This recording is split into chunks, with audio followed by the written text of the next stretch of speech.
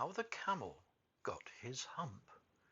Now this is the next tale, and it tells how the camel got his big hump.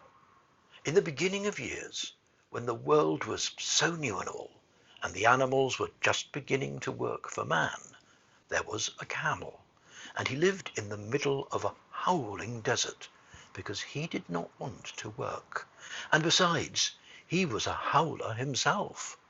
So he ate sticks and thorns and tamarisks and milkweed and prickles, most excruciating idle. And when anybody spoke to him, he said, "Humph, just humph," and no more. Presently the horse came to him on Monday morning, with a saddle on his back and a bit in his mouth, and said, "Camel, oh camel, come out and trot like the rest of us." "Humph," said the camel, and the horse went away and told the man. Presently the dog came to him with a stick in his mouth, and said, "Camel, oh camel, come and fetch and carry like the rest of us." "Humph," said the camel, and the dog went away and told the man.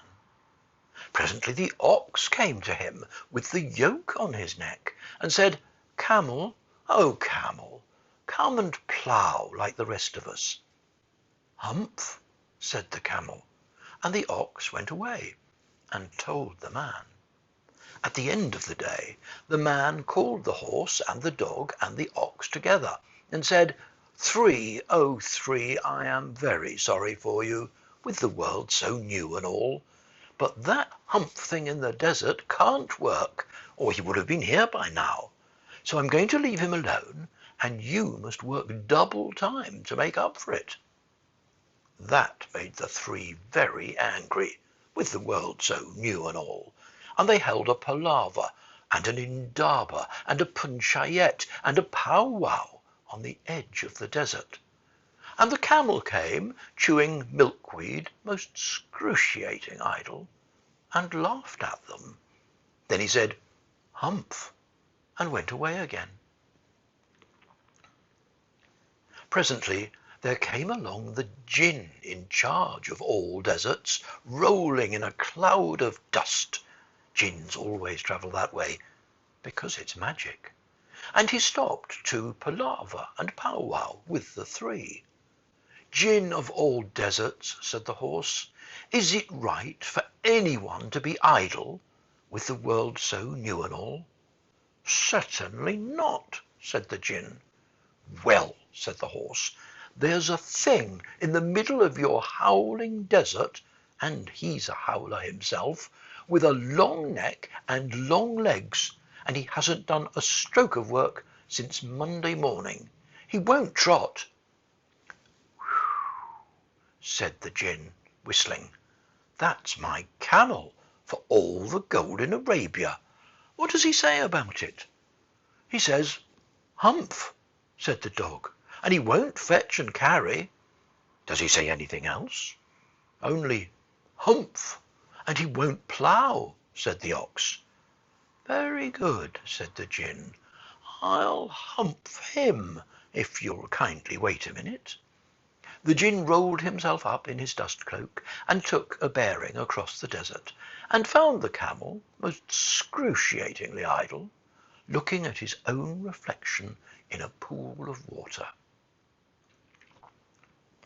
"My long and bubbling friend," said the djinn, "what's this I hear of your doing no work, with the world so new and all?" "Humph," said the camel. The djinn sat down with his chin in his hand and began to think a great magic, while the camel looked at his own reflection in the pool of water.